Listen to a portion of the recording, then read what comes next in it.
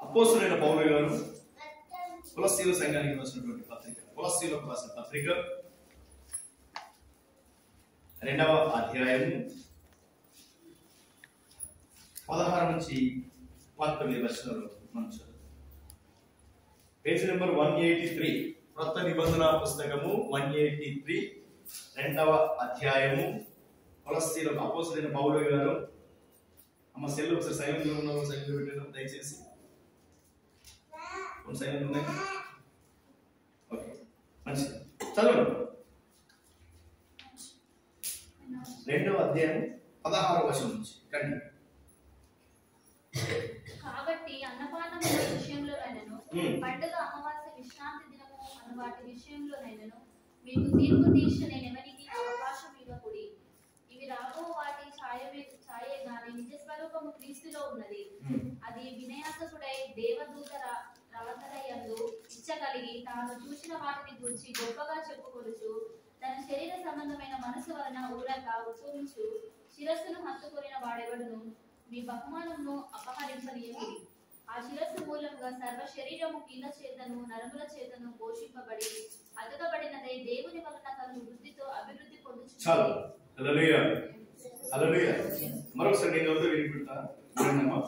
కాబట్టి అన్నపానముల విషయంలోనైనను పండుగ అమావాస్య విశ్రాంతి దినములలో అను వాటి విషయంలోనైనను మీకు తీర్పు తీర్చ నేనెవరికి అవకాశం ఇయ్యకుడి. ఇవి రాబో వాటి ఛాయే గాని నిజ స్వరూపము క్రీస్తులో ఉన్నది. అతి వినయాసక్తుడై దేవదూత ఆరాధనయందు ఇచ్చగలిగి తాను చూచిన వాటిని గూర్చి గొప్పగా చెప్పుకొనుచు తన శరీర సంబంధమైన మనస్సు వలన ఊరక పొంగుచు శిరస్సు హత్తుకొని వాడెవడు నువ్వు మీ బహుమాను అపహరింపనీయకుడి. హల్లెలూయా, హల్లెలూయా. ప్రియులారా, దయచేసి పిల్లల పక్షం ఉండకండి, మాట వినండి. నేను చాకరీ వాళ్ళని వదిలిపెట్టిన వాళ్ళు మాట్లాడండి. అపోస్తలుడైన పౌలు గారు ఈ కొలస్సీల సంఘానికి లేఖ రాస్తూ ఇక్కడ కొన్ని తప్పుడు సిద్ధాంతాలు ఉన్నాయట. కొన్ని తప్పుడు సిద్ధాంతాలు ఉన్నాయి. ఒక బోధకుడిగా ఉన్నటువంటి వాడు తప్పుడు సిద్ధాంతాలను బోధిస్తున్నాడు అనే విషయాన్ని ఇక్కడ చెప్పడం జరుగుతుంది. మీలో కొంత తప్పుడు సిద్ధాంతాలు బోధించే వాళ్ళుగా ఉన్నారు. ఆ తప్పుడు సిద్ధాంతాలలో ఒకటిగా ఇది ఈ విధంగా ఉంది. అంటే ఇవి తప్పుడు బోధలో కలిగించే ప్రమాదాలు. అంటే ప్రీచింగ్ కరెక్ట్ గా లేకపోతే అది ప్రమాదము. అంటే తప్పుడు బోధ వల్ల వచ్చే ప్రమాదాలు ఏమిటో ఇక్కడ కనబడుతుంది అని అపోస్తలుడైన పౌలు గారు కొలస్సీ సంఘానికి రాస్తా ఉన్నాడు. బిడ్డలారా, నేను ఇక్కడ నుంచి వెళ్ళిపోతా ఉన్నాను. ఎవరెవరో వస్తారు, ఎవరెవరో ఏమి చెప్తారు, వాళ్ళు ఏమి చెప్తున్నారు అనేది స్పష్టంగా మీరు చూడండి, మీరు వినండి. పరిశుద్ధ గ్రంథంలో ఉన్నది చెప్తున్నారా, వారు లేది చెప్తున్నారా? ఈ తప్పుడు బోధలు ఇక్కడ కనబడతా ఉన్నాయి. ఇక్కడ చదివినటువంటి ఆ లేఖన భాగంలో కొన్ని తప్పుడు బోధలు కనబడుతున్నాయి. ఏంటంటే మొదటిగా కనబడుతుంది, ఒకటి అతి వినయాశక్తుడై, రెండవది దేవదూతల ఆరాధన యందు ఇచ్చ కలిగి, మూడవది ఏంటిది, తాను చూచిన వాటి విషయాల గురించి గొప్పగా చెప్పుకోవచ్చు. తర్వాత ఏంటిది, తన శరీర సంబంధమైన మనస్సును వలన ఊరక ఉప్పొంగుచు. ఇలాంటి ఒక 5 అక్కడ మనకి ఏం కనబడుతుందేమో తప్పుడు సిద్ధాంతాలు, అంటే తప్పుడు బోధలు. ఇంట్లో మన పెద్దలు తప్పుడు బోధలు అక్కడ కనబడుతూ ఉంటాయి. అంటే ప్రియులరా, బోధలో కలిగే ప్రమాదాల గురించి ఈ రోజు అపోస్తలుడైన పౌలు గారు కొలస్సీ సంఘానికి రాస్తా ఉన్నారు. ఏమనంటే ఇక్కడ ఏమని చెప్తున్నట్టే అతి వినయము. అతి వినయం ఏంటిది? అతి వినయం దుష్ట లక్షణం. అతి వినయం ఏంటిది? దుష్ట లక్షణం. అతి వినయం అంటే దుష్ట వినయం ఉండాలి, అతి వినయం ఉండకూడదు. అతి వినయాసక్తుడై దేవదూతల యందు ఆరాధన ఇచ్చగలిగి తాను చూసిన వాటిని గురించి గొప్పగా చెప్పుకుని, అంటే బిల్డప్. నాకు అన్నీ తెలుసు, నాకంతా తెలుసు, నాకంతా తెలుసు. అతి వినయముతో గొప్పలు. ఏం గొప్పలు అంటే దేవుడి పరిశుద్ధ గ్రంథంలో ఉన్నటువంటి మహిమ తీసుకొచ్చే విధంగా లేకుండా వాళ్ళకు సంబంధించినటువంటి విషయంలో, అంటే అయ్యగారు ఏం చేస్తున్నట్టే ఈ రోజున వాక్యాన్ని బోధించే విషయంలో ఇక్కడ మహిమ తీసుకురావాల్సింది దేనికి? దేవుని వాక్యానికి మహిమ తీసుకురావాలి. దేవుని వాక్యానికి మహిమ తీసుకురావాలి. కానీ ఇక్కడ ఉన్నటువంటి ఈ సిద్ధాంతాలు ఎలాంటి సిద్ధాంతాలు అంటే తప్పుడు బోధ చేసే సిద్ధాంతాలు చూపిస్తా ఉన్నది. తప్పుడు బోధ అంటే వాళ్ళు కన్వర్ట్ చేసుకుని వాళ్ళనే గొప్ప చేయాలని చెప్పేసి దేవుని మహిమపరచడం కంటే వాళ్ళే గొప్పలు అనే విధంగా, దేవుని వాక్యంలో గొప్పతనం లేదు కానీ వాళ్ళలో గొప్పతనం ఉండే విధంగా తీసుకొచ్చేటువంటి ప్రీచింగ్ బోధ కనబడతా ఉంటది. ఎవరైనా బాగా వినండి, దేవుణ్ణి మహిమపరచకుండా అన్న బోధ ఉన్నదా అది దుర్బోధే. ఎవరైతే వాక్యాన్ని ఆధారం చేసుకుని చెప్పరో అది దుర్బోధే. ఎవరైతే దేవుని వాక్యంలో ఉన్నటువంటి గూఢమైన మర్మమును తెలియజేయరో అది దుర్బోధే. వాళ్ళ సంఘాల గురించి, వాళ్ళు చేసిన పరిచయం నానావృత్తిలో ఉన్నటువంటి విషయాలను వాళ్ళు ఏదైతే తెలుసా బయటికి బయటపరుస్తారు. దయచేసి వాళ్ళు వదిలిపెట్టండి. ఏం చేస్తారు తెలుసా? ఆ దుర్బోధ వాళ్ళకి కన్వర్ట్ చేసుకుంటారు. వాళ్ళు ఏం చేసుకుంటారు? కన్వర్ట్ చేసుకుంటారు. నువ్వు బయటికి వెళ్ళి పిల్లలు బయట ముగ్గురు తీసుకెళ్ళి అయితే ఇక్కడ తప్పుడు సిద్ధాంతం జరుగుతుంది. వాళ్ళు మహిమ తీసుకొచ్చుకుంటారు. వాళ్ళు మహిమ తీసుకొచ్చుకుంటారు.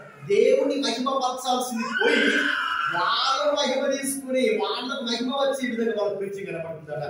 ఒకటి ఏం కనపడుతుంది అందులో? అతి వినయాసక్తుడై, ఒకటి దేవదూత ఆరాధన ఇచ్చగలిగి తను చూచు వాటిని గురించి గొప్పగా చెప్పవచ్చు.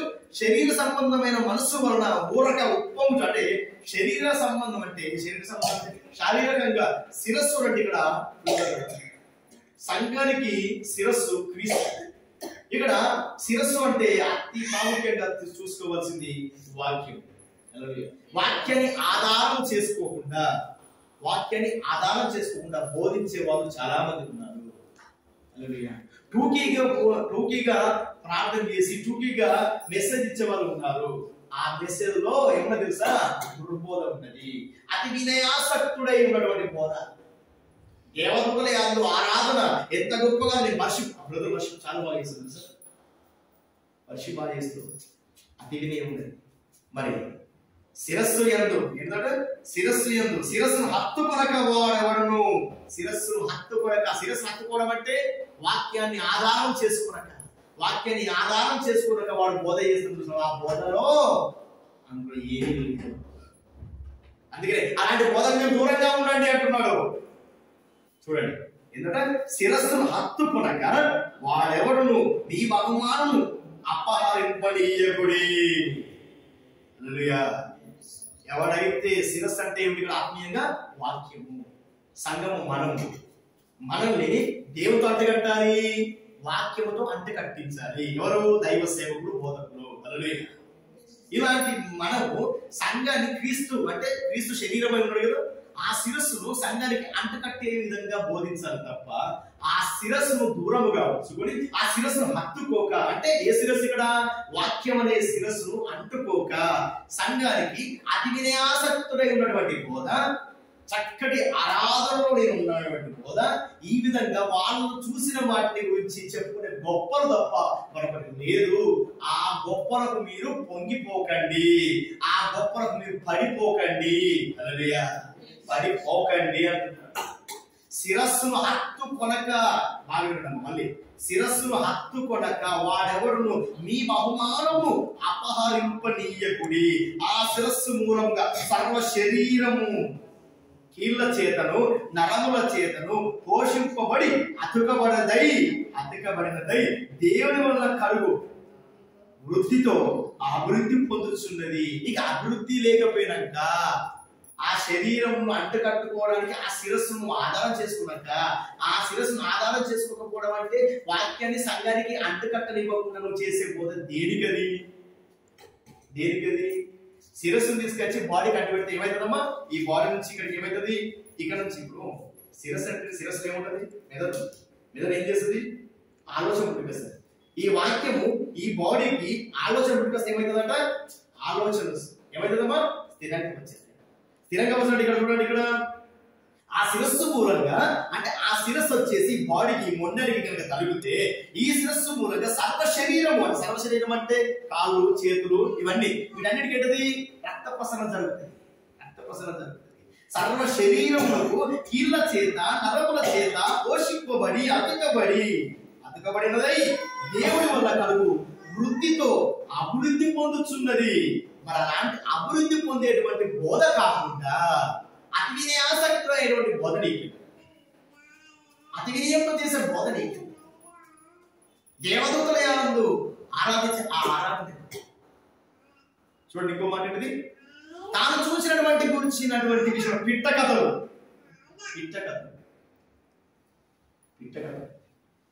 పిట్ట కథల వల్ల వచ్చేది ఏమిటి? కథల మరణం ఏదో తెలుగు. పిట్ట కథ చెప్పుకునే శిరస్సు అంటి పెట్టుకొని ఆ బోధ దేనికి అంటున్నాడు ఇక్కడ దేవుడు. అసలు పౌలు అదే అంటున్నాడు, అలాంటి బోధలకు మీరు పడిపోకండి, అది ప్రమాదకరమైన బోధ. ఆ బోధ శిరస్సును హత్తుకొని, శరీరం సంఘం అంటే ఏంటమ్మా? శరీరము. ఈ శరీరానికి మొండము, ఈ మొండానికి అందమేది? ఈ మొండానికి అందమేది? తల. తల లేకపోతే ఎంత డ్రెస్ చేసినా నీకు తల ఉంటేనే అది అందంగా కనబడుతుంది. అవునా కదా? నువ్వు చక్కగా నీట్గా నువ్వు కనబడాలంటే ఏంటిది? తలే. తల లేకపోతే మొండానికి విలువ లేదు. తల ఉంటేనే మొండానికి అందము. మొండానికి తలను బట్టే, ఈ తలను బట్టే నీకు కీర్తి ప్రతిష్ట, ఈ తలను బట్టే నీ అందము, ఈ తలను బట్టే నీకు ఆశీర్వాదం. అలాంటి తల లేకుండా శిరస్సు హత్తుకోక నువ్వు చేసే బోధ దేనికి? అందుకని ఆ బోధన యందు మీరు అతి ఆసక్తి ఉంచకండి. పిట్ట కథల విషయంలో బోధన మీరు వినకండి. వర్షిప్ బాగుంటుంది, డంబెల్స్ బాగా వాయించేస్తాడు, గిటార్ బాగా ప్లే చేస్తాడు, గిటార్ బాగా ప్లే చేయొచ్చు, డంబెల్స్ బాగా వాయించవచ్చు, కానీ శిరస్సును హత్తుకుని ఉండేటువంటి బోధ ఉందా? ఇక్కడ శిరస్సును హత్తుకోవాలనుకున్నాడు. ఏంటిదంటే దేనికి? తన శరీర సంబంధమైన మనస్సు వలన ఊరక ఉప్పొంగుచు ఏం చేస్తున్నట్ట? అతి వినాశక్తుడై దేవుని ఆధారం చేసుకోకుండా, వాక్యాన్ని ఆధారం లేకుండా ఎన్నో ప్రసంగాలు చేసేవారు మన మధ్యలో ఉన్నారు. వాళ్ళ ప్రసంగాలకు మీరు దూరంగా ఉండండి అని మాట్లాడతాం. చాలా మంది వింటా ఉన్నాం పిట్ట కథ. చాలా మంది పిట్ట కథ అంటే పిట్ట కథ మీన్స్ అంటే ఒక కథ తీసుకోకరు, ఆ కథను పట్టుకు వచ్చేసి ఏం చేస్తారు? అదంతా అనిపిస్తుంది. ఇక వర్షిప్ అయిపోయింది, వాక్యం అయిపోయింది. అది కాదు, పిట్ట కథలు కాదు కావాల్సింది. గూఢమైన మర్మంతో ఉన్నటువంటి పరిశుద్ధ గ్రంథంలో ఎన్నెన్నో దేవుని మాటలు ఉన్నాయి. దేవుని మాటల ద్వారా ప్రసంగాలు జరగాలి తప్ప అనవసరమైన టాపిక్ తీసుకొచ్చేసి ప్రసంగాలు చేసే రోజులు ఈ రోజుల్లో ఉన్నాయి. అతి వినయాసక్తుడు, అతి వినయం చూపిస్తాడు. ఆ ప్రీచింగ్ లో అతి వినయం చూపిస్తాడు. దేవదూతల ఆరాధన ఇచ్చ కలిగి, అంటే కోరిక. నాకు వర్షపడే ప్రాణం అంటుంది వాక్యం అంటే, వర్షపడే నాకు ప్రాణం అంటుంది వాక్యం అంటే. వాక్యం మీద దృష్టి లేదు కానీ వర్షం మీద దృష్టి లేదు. తాను చూసిన వాటి గురించి గొప్పగా చెప్పుకుంటూ డమ్మము చెప్పు. నీకు ఆ మహిమ, నువ్వు చెప్పే విషయంలో దేవుని మహిమ కోసం నువ్వు చెప్తున్నావు, వాక్యం చెప్తున్నావు అంటే, వాక్యం బోధిస్తున్నావు అంటే మొత్తానికి ఈ బోధలో ఏమన్నా దేవుని మహిమే కనబడాలి. దేవుని మహిమ కాకుండా చెప్పుకునేటువంటి వాళ్ళ జీవితంలో మహిమ రాకూడదు అంటున్నాడు ఆయన. అలా ఆమె చెప్పిందంటే అది మట్టిదే ఆ బోధ అనే విషయం మనం తెలుసుకోవాలి. అలాంటి వివేచన జ్ఞానంతో మనం ఉండాలని మాట్లాడుతున్నాం. అలాంటి వివేచన జ్ఞానంతో మనం ఉండాలని మాట్లాడుతున్నాం. ఈరోజు సంఘం అనగా క్రీస్తు శరీరమై, ఈ క్రీస్తు శరీరానికి ఈ మొండం లేకపోతే ఎంత వికారంగా ఉంటుందో అలా మన వాక్యాన్ని ఆధారం చేసుకుని ప్రీచింగ్ కూడా ఆ విధంగానే ఉంటుంది. అందుకని మీరు అలాంటి బోధలకు మీరు ముందుకు రాకండి, సాగిలు పడకండి అంటున్నారు. శిరస్సును హత్తుకొనక అంటే వాక్యాన్ని ఆధారం చేసుకోక. వాక్యం అంటేనే అసలు లేదుగా, వాక్యం అంటే లేదు, వాక్యం చెప్పేదే లేదు ఎక్కడిగా. ఏదో పిట్ట కథ పట్టుకొచ్చి, ఇతిహాసం పట్టుకొచ్చి, ఒక స్టోరీ పట్టుకొచ్చి, చిన్న లైన్ పట్టుకొచ్చి చెప్పాడు, అయిపోయింది, టైం అయిపోయింది, కాసిన ప్రార్థన చెప్పేసి చాలా సందర్భాలు చాలా మంది ఉన్నారంట. అలాంటి వాళ్ళ దగ్గర ఇంకా ఏమీ లేదు, బట్టిదే ఈ ప్రయాసం కూడా శిరస్సును హత్తుకుని ఉండేటువంటి వాక్యం. అంటే శిరస్సును హత్తుకోవడం అంటే దేవుని వాక్యాన్ని అంటి పట్టుకుని ఉంటాడు. అలాంటి వాక్యంలో ఉన్నటువంటి బోధలో మనం ఉండాలి అంటున్నాడు. హల్లెలూయా. ఇక్కడ ప్రాముఖ్యంగా శిరస్సు హత్తుకొని యేసు ప్రభువును అంగీకరించక వాక్యము మీద ఏం చేస్తారు తెలుసా, దుర్బోధ చేస్తున్నారు. వాక్యం మీద దుర్బోధ అంటే వాక్యం లేకపోతే దుర్బోధ అంటే లేదు. వాక్యాన్ని ఆధారం చేసుకోకపోతున్నది చక్కటి హితమైన బోధ. మరి చక్కటి హితమైన బోధ లేదు, వాక్యాన్ని శిరస్సును ఆధారం చేసుకోకుండా వాళ్ళు బోధిస్తున్నారంటే ఇక దుర్బోధ కాకపోతే ఇంకేం బోధ? నువ్వేం చేసావు దేవుడు మహిమపరచాలి, నువ్వేం చెప్పినా వాక్యానుసారంగా ఉండదు. ఆ వాక్యానుసారం అక్కడ లేకపోయినాక నువ్వేం చేస్తున్నావు? ఇక్కడ దుర్బోధ చేస్తున్నావు అంటున్నాడు. హల్లెలూయా. అంటే యేసు ప్రభును యేసును తక్కువగా చేసి వాళ్ళు చెప్పుకుంటారు, ఎక్కువగా మాట్లాడుకుంటారు. యేసు ప్రభునే తక్కువ చేసేస్తారు. ఈరోజు యేసు ప్రభు తక్కువ చేసేస్తారు. మా సంఘం అట్లా, మా సంఘం ఇట్లా, మేము అప్పుడు అట్లా చేసాం, ఇప్పుడు ఇట్లా చేసాం. నీ అప్పుడు నీ ఇప్పుడు కాదు, దేవుడు వాక్యం ఏం చెప్తుందో చెప్పాలి. హల్లెలూయా. హల్లెలూయా.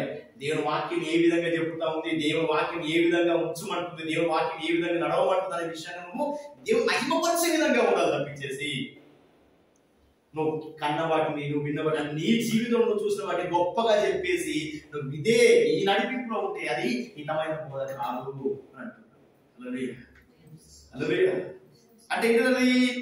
అది అదొక దుర్బోధ కాదు, అది దుర్బోధ. తర్వాత ఆ శిరస్సు మూలంగా అది ఫిజికల్ గా, అది శిరస్సు అంటే ఫిజికల్ గా కార్యం చేస్తుంది. ఫిజికల్ గా మన బాడీకి అతుక్కుంటది. కాబట్టి ఈ ఆలోచన ఎక్కడికైతే ఈ శిరస్సు ద్వారానే ఈ ఆలోచనలు, ఈ నాడిలో వచ్చేటువంటి ఆలోచన అంతా ఏమేస్తుంది, ఇవన్నీ కనిపిస్తూ ఉంటుంది. ఇప్పుడు ఈ పెన్ను నిర్దీయాలన్నా కూడా ఈ ఆలోచన ఇక్కడ రాదు, ఇది చేయదు. ఎవరు కదా? ఆ బుక్ నాకు పక్క పెట్టాలన్నా, ఈ నోట్స్ పక్క పెట్టాలన్నా, మనం ఏమైనా పని చేయాలన్నా కూడా ఈ నాడి వ్యవస్థ పనిచేస్తేనే ఈ శరీరంలో ప్రతి పార్ట్ పనిచేస్తుంది. ఈ శిరస్సు లేకపోతే ఈ మొండెము గట్టిది. మరి అలాంటప్పుడు ఈ మొండానికి నువ్వు ఎన్ని బోధలు చేసినా కూడా అది వ్యర్థమే. ఈ శిరస్సును అంటు పెట్టుకునే బోధ కావాలి. ఈ మొండానికి ఈ శిరస్సు ఎంత అందంగా ఉంటుందో, ఈ మొండంలో ఉన్నటువంటి ఈ శిరస్సులో ఉన్నటువంటి ఆలోచన ఎట్లా పుట్టుకొస్తున్నా అలా వాక్యము నీలో ఉంటే అలాంటి అందమైన ఆశీర్వాదం నీకు వస్తుంది. ఆ శిరస్సును హత్తుకొనక చేసేది ఏది కూడా అది వ్యర్థమైన బోధే, అది వ్యర్థమైన ఆలోచనే.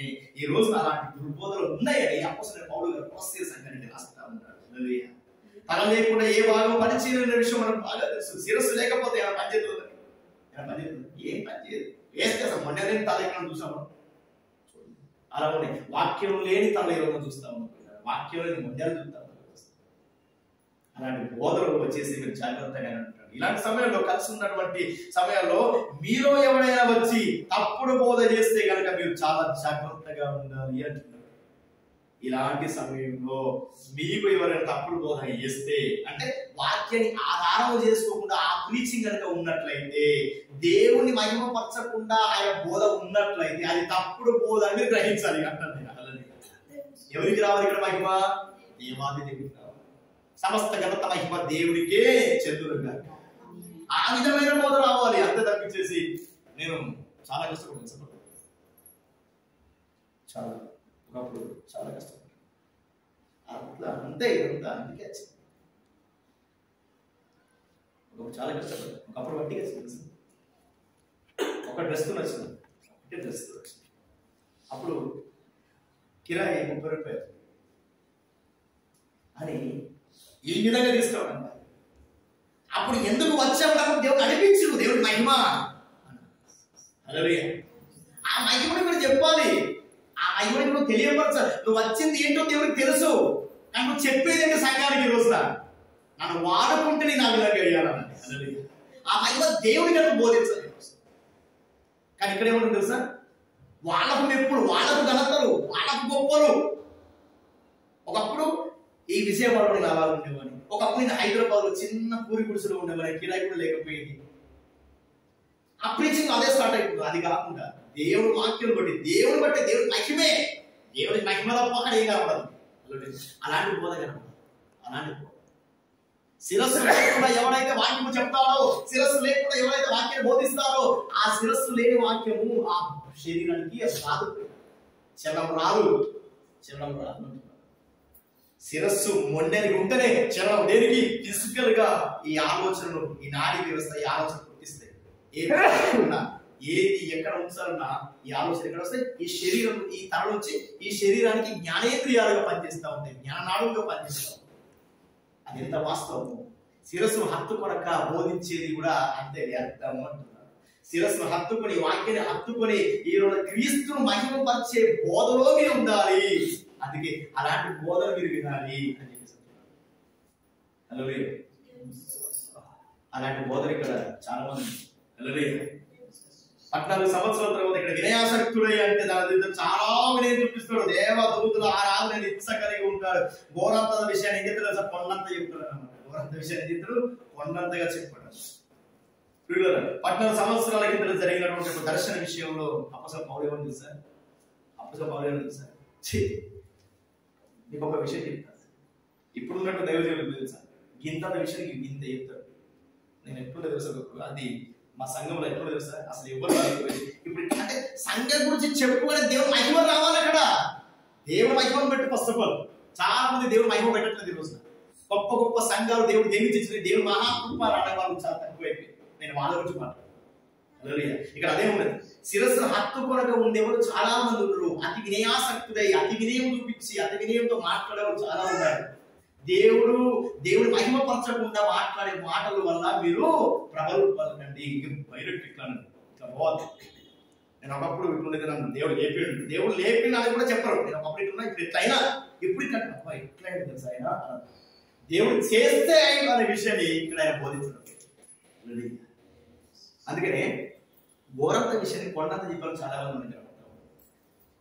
ఘోరంత విషయాన్ని కొండంత చెప్పేసి బిల్డప్ ఇచ్చే మాట మాట్లాడుతున్నది. 14 సంవత్సరాల కిందట ఒక గొప్ప దర్శనాలు చూసింది ఒక అయ్యగారు, అపోస్తలుడైన పౌలు గారు. 14వ సంవత్సరం కిందట జరిగిన ఒక దర్శన విషయమై అపోస్తలుడైనటువంటి పౌలు గారు ఏం చెప్పారు సార్? మీకు విషయం చెప్తాను. నేను 14 సంవత్సరాల కిందట అసలు ఈ విషయం చెప్పడం బాధ అవుతుంది, కానీ చెప్పక తప్పడం లేదు. అంత తలపైకి బాధ అవుతుంది, చెప్పక తప్పడం లేదు.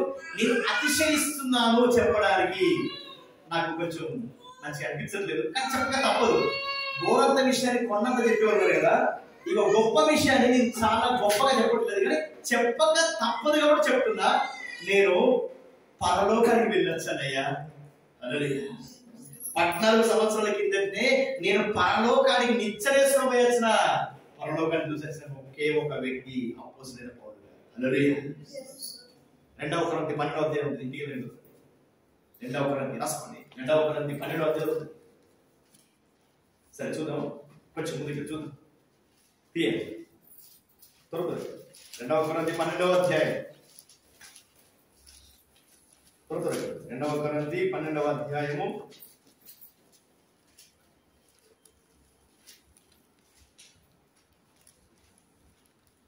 7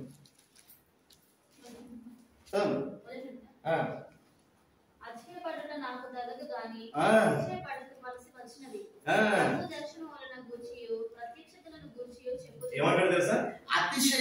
అతిశయపడడం నాకు తగదు కానీ అతిశయపడవలసి వచ్చింది. దయచేసి అసలు చెప్పదనుకున్నా కానీ చెప్పాల్సి వచ్చింది అంటున్నాడు. చెప్పదనుకుంటున్నా కానీ చెప్పాల్సిన టైం వచ్చింది. దయచేసి చెప్పాల్సి వచ్చింది అంట. చెప్పదనుకున్నా కానీ చెప్పాల్సి వచ్చింది. ఏమని? ప్రభు దర్శన కాలం గురించి ప్రత్యక్షతల గురించి చెప్పేదను అంటున్నాడు. ఏం చెప్తుంది తెలుసా? దర్శనాల విషయం ఒకటి, ఇంకేంటిదంటే ప్రత్యక్షతల గురించి చెప్తున్నాను అంటున్నాడు. క్రీస్తు యేసు ఏమంటాడు తెలుసా? ఆయన కూడా చెప్పట్లేదు తెలుసా? ఒక మాట చెప్తున్నా, మీకు వినండి. వినడం ఒక మాట చెప్పుకుంటున్నా, ఆ మాట వినండి అని ఏం చెప్తాను తెలుసా? అపోస్తలుడైన పౌలు గారి గురించి చెప్పేది అక్కడ ఆయన బోధించేది కూడా. నేను ఒక అతన్ని చూశాను అనుకున్నాను. నేనే చెప్పట్లేదు ఆయన. నేను ఒక విషయం చెప్పాలనుకున్నా, మీకు చెప్పాలనుకుంటున్నా. దయచేసి అసలు చెప్పదు అనుకున్నా కానీ చెప్తున్నా. ఒక వ్యక్తి ఉన్నాడు, ఆయన కూడా అంటాడు, నేనే అంటున్నాను. ఒక వ్యక్తి ఉన్నాడు, ఆ వ్యక్తి 14 సంవత్సరాల కింద పరలోక రాజ్యాలు వచ్చాడు అని ఈ విషయం నేను చెప్తున్నాను అని అంటున్నాను. అంటే తనకు తాను చెప్పుకోవడానికి కూడా ఏమైతాడు? వెనకకు వస్తాడు. ఎందుకంటే ఆ ఘనత, మహిమ, ప్రభావం ఎవరికి ఇస్తా ఉన్నాడు? దేవాది దేవుడికి ఇస్తా ఉన్నాడు. అతడు 14 సంవత్సరముల కిందట మూడవ ఆకాశమునకు కొనిపోబడెను. అతడు శరీరముతో కొనిపోబడెను నేను ఎరుగును, శరీరము లేక కొనిపోబడెను నేను ఎరుగను. అది దేవునికే తెలియదు, అది మనుషులు నేను ఎరుగుదును. అతడు పరదేశంలోనికి కొనిపోబడి వచింప శక్తులు గాని మాటలు వినిను. మాటలు మనుషులు పలకకూడదు. అతడు శరీరముతో కొనిపోబడెను, శరీరము లేక కొనిపోబడెను నేను ఎరుగును. అది దేవునికే తెలియదు. అట్టి వాని గూర్చి అతిశయించును. నా విషయమైతేనే నా బలహీనత యందే గాని వేరు విధంగా అతిశయింపను. అతిశయపడుటకు ఇచ్చేయించినను నేను సత్యమే పలుకుదును. హల్లెలూయా. చూసారా, నేను ఒక మాట ఇక్కడ మళ్ళీ ఇక్కడ తీసుకొచ్చిన అట్టి వాటి గురించి అతిశయింతును. నా విషయమైతే ఏమంటున్నామో, నా విషయమైతే నా బలహీనత యందేగాక వేరు విధముగా అతిశయింపను. అతిశయపడుటకు ఇచ్చయించినను నేను సత్యమే పలుకును. అంటే అసలు చెప్పదనుకుంటున్నా కానీ చెప్తున్నాను, కానీ చెప్పినా కానీ సత్యాన్నే బోధిస్తున్నాను, సత్యాన్ని చెప్తున్నాను అంటున్నాను. ఏమని ఆయన చెప్పడానికి కూడా ఆయనకే మనసు రావడం. ఎందుకంటే ఆయన చెప్పడం వల్ల నాకు మహిమ రావద్దు అంటే అబ్బా అంత గొప్పటి వాడు అంటున్నారు కావచ్చు. నేను 3వ ఆకాశాన్ని కోల్పోయానంటే పరలోకాన్ని చూసేస్తాను. ఆయన పరలోకం చూసేసి పడిపోడే మనల్ని అవునా, మీరు పరలోకం చూసేసారు. అబ్బాయి గారు మనం పడిపోవడం ముందేనా, అబ్బాయి గారు అట్లా స్వస్థత వరం ఆయనకు. అబ్బా నాకు కావాల్సిందే, దయ లేకపోతున్నాడుగా, అబ్బా నాకు కావాల్సింది, ఇక నాకు దొరికేసింది. హల్లెలూయా. నాకు అదే నేను పేదగా ఈ రోగం పెట్టుకుని ఎన్ని పోయినా కానీ నాకు ఇక వస్తున్నా రగులే కదా. ఎస్, వెంటనే పరలోకానికి వెళ్ళొచ్చాను. నేను చెప్పడము, నేను అతిశయిస్తున్నాను, అతిశయపడుతున్నాను, చెప్పదనుకుంటున్నాను అని చెప్తున్నాను. ఎందుకంటే చెప్పడం అది అసత్యం కాదు, సత్యమే అంటున్నాడు ఆయన. సత్యమే చెప్పాల్సినప్పటికీ కూడా నేను సత్యాన్ని చెప్తున్నాను తప్ప అసత్యాన్ని చెప్పడం లేదు. కానీ మనం లేదు, ఘోరంతదాన్ని చేస్తారు, కొండంత చేసి ఏదో చెప్తారు. ఘోరంతదాన్ని కొండంత పిట్ట కథ చేస్తారు, పెద్ద పారపిట్ట చేస్తారు, ఉడ్లగోపం చేస్తారు. ఇంత అయితే ఇంత చేసి చెప్తారు. దానివల్ల వచ్చేది ఏంటిది? దానివల్ల వచ్చేది ఎవరికి మహిమ? వాళ్ళకి మహిమ వస్తుంది, దేవుడికి మహిమ. హల్లెలూయా. ఇలాగా ఆయన ఏం చేస్తున్నాడంటే, నేను చూసిన దర్శనాలు చెప్పుట నాకు మహిమ వస్తుందని చెప్పలేక చెప్పదనుకొని నేను చెప్తున్నాను. దీనివల్ల నేను అతిశయపడుతున్నానని ఎవరంటున్నారు? అపోస్తలుడైన పౌలు గారు మాట్లాడుతున్నారు. హల్లెలూయా, హల్లెలూయా. అందుకే బోధకుల విషయంలో మీరు జాగ్రత్తగా ఉండండి. బోధకుల విషయంలో మీరు జాగ్రత్తగా ఉండండి. వాళ్ళ బోధలో భ్రమపరిచే బోధ ఉంటుందట, భ్రమపరిచే బోధలు ఉంటాయి. ఆ బోధలకు మీరు పడిపోకండి. అప్పుడు సమస్యలో ఉన్నారా? రండి. గర్భఫలాలు రావడం లేదా? రండి. కొన్ని ఏళ్ళ నుంచి వివాహాలు జరగడం లేదా? అయితే రండి. మీ ప్రార్థన అవసరం దొరకాయి, ఫోన్ చేసి మీరు అప్పుడే బెస్ట్. రండి. ఫలానా అడ్రస్. మానసికంగా బాధపడుతున్నారా? రండి. ఫిజియోథెరపీ. హల్లెలూయా.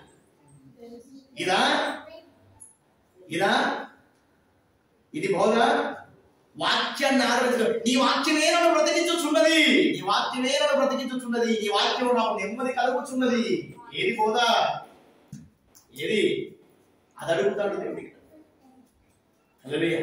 ఘోరంత దాన్ని కొండంత చేసి చెప్పడం కాదు. ఆ ఘోరంతలో కొండంత నీకు మహిమ వస్తుంది, దేవుడికి మహిమ వస్తుందా? దేవుడికి మహిమ పరిచే విధమైనటువంటి ప్రేక్షకు దేవుడికి మహిమ, సమస్త ఘనత, మహిమ, ప్రభావం నీకు చెందును గాక ప్రార్థన ఉండాలి, వాక్యం ఉండాలి. హల్లెలూయా. అందుకనే మీరు జాగ్రత్తగా మీ బోధనని కరెక్ట్గా వినండి. వాక్యాన్ని ఆదరణ చేసుకున్నటువంటి బోధలో మీరు ఉన్నారా లేదా? సత్యమైన బోధలో మీరు ఉన్నారా లేదా? క్రీస్తు వాక్యాన్ని సత్యంగా ప్రకటిస్తున్నారా లేదా? వాక్యాన్ని మీరు చక్కగా మీరు విని నడుచుకోండి అని అపోస్తలుడైన పౌలు గారు కొలస్సీయుల సంఘానికి చెప్తా ఉన్నారు. అనవసరంగా మిమ్మల్ని మీరు రక్షణ మార్గం నుంచి వైదొలగనివ్వకండి, రక్షణ మార్గం నుంచి వైదొలగనివ్వకండి అంటున్నాడు. చూడండి, ఒక మాట, చక్కని మాట ఏమంటున్నాం? అనవసరంగా మీరు రక్షణ నుంచి వైదొలగిపోకండి అంటున్నాడు. ఏమని? శరీర సంబంధం ఊరగొప్పం శిరస్సును అప్పుకొని మీ బహుమానము అపహరింపనీయకుడు. అంటే అనవసరమైన బోధన విని మీ రక్షణ కోల్పోకండి అంటున్నారు. అనవసరమైన బోధన విని మీరు మీ రక్షణ కోల్పోకండి. వ్యర్థంగా అనవసరంగా అలాంటి బోధనకు మీరు వినకండి. మీకు ఇచ్చిన రక్షణ మీరు పొందుకోవాలంటే అలాంటి బోధన మీరు వినకుండా జాగ్రత్త పడండి. హల్లెలూయా. భ్రమపరిచే బోధనవి అవి కాసేపు అనగనగా ఒక రాజులాగా ఉంటుంది తప్పించేసి వాక్యానుసారమైన బోధన అవి కావు. అందుకని బోధకుల విషయంలో జాగ్రత్తగా ఉండడని లేఖనం సెలవు ప్రియులారా. ద్వితీయోపదేశ కాండము, కొంచెం ముందుకు వెళ్దాం. ద్వితీయోపదేశ కాండము 13వ అధ్యాయం చూడండి, పేజీ నెంబర్ 154. పేజీ నెంబర్ ద్వితీయోపదేశ కాండము 13వ అధ్యాయము 13వ అధ్యాయము మొదటి నుంచి చదవడం. 4వ వచనం చదవడం. ప్రవక్తయే గాని కలలు కలవాడే గాని నీ మధ్య లేచి నీ ఎదురు సూచక క్రియలను మహత్కార్యములను చేసి నీవు ఎరగని ఇతర దేవతలను అనుసరించి పూజించుతామని అతడు నీతో చెప్పిన సూచక క్రియ గాని సంభవించినను ఆ ప్రవక్త మాటలను కలలు కనవాని మాటలను వినకూడదు. ఏలయనగా మీరు మీ దేవుడైన యెహోవాను మీ పూర్ణ హృదయంతోను మీ పూర్ణ ఆత్మతోను ప్రేమించుచున్నారో లేదో తెలుసుకొనుటకు మీ దేవుడైన యెహోవా మిమ్మల్ని పరీక్షించుచున్నాడు. హల్లెలూయా. చూసారా ఏం చెప్తాడు దేవుడు? ఎవరిని పరీక్షిస్తాడట? ఎవరిని పరీక్షిస్తాడట? ఎవరిని? విశ్వాసులుగా ఉన్నటువంటి మిమ్మల్ని పరీక్షిస్తా ఉన్నాడు. ఇటువంటి వారికి మీరు పడిపోతారా లేరా? ఇటువంటి వారికి పడిపోతారా? మొన్న దయాలు ఉంటున్నాయి కదా, మొన్న జాతకం చెప్పిందట. అట్లనా? ఏది సిఎస్ఐ ఉన్న చిరకల కంటే గొప్ప చెప్పిందా? నడుమరిగా ఏంటంట? ప్రవక్తయే గాని కరుణ కనేవాడే గాని నీ మధ్యలో లేచి నీ ఎదుట సూచక క్రియను మహత్కార్యములను చేసి నీవు ఎరుగని ఇతర దేవతలను అనుసరించి పూజితము రమ్మని చెప్పిన ఎడల అతడు నీతో చెప్పిన సూచక క్రియ గాని మహత్కార్యములు గాని సంభవించినను ఆ ప్రవక్త మాటలను కలలు కనువారి మాటను ఎవడు వినకూడదు అంటున్నాడు. హల్లెలూయా. దయచేసి దండపెట్టుకున్నాడు. ఏమంటున్నాడైనా వినకూడదు అంటున్నాడు. నేను ఎప్పుడన్నా మీకు నా మాట నుండి నా దర్శనాలు గొప్పవి, నా దర్శనాలు అడిగి రండి, నేను చెప్తాన్నా నా దర్శనం పవర్ ఉన్నది, నా దర్శనం అట్లున్నదని ఏనాడైనా చెప్పిన దాఖలాలు ఉన్నాయి. ఒక్కసారి నాకు గుర్తు చేయడం.